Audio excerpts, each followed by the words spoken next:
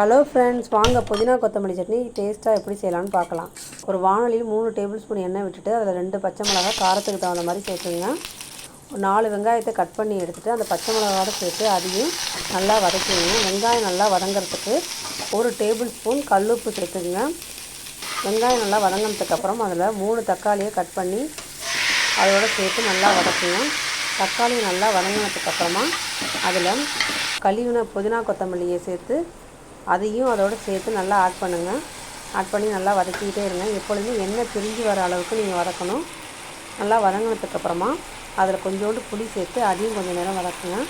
வதங்கினதுக்கப்புறம் தேங்காய் துருளையும் ஆட் பண்ணி அதையும் நல்லா ஒரு கொஞ்சம் நேரம் வதக்கினா போதும். தேங்காய் சேர்த்ததுக்கப்புறம் கொஞ்சம் நேரம் தான் வதக்கணும். அதை ஒரு பிளேட்டுக்கு ட்ரான்ஸ்ஃபர் பண்ணி மிக்சியில் அரைச்சி எடுத்துங்க.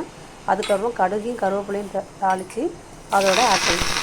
லைக் பண்ணுங்கள், ஷேர் பண்ணுங்கள், சப்ஸ்கிரைப் பண்ணுங்கள். தேங்க்யூ.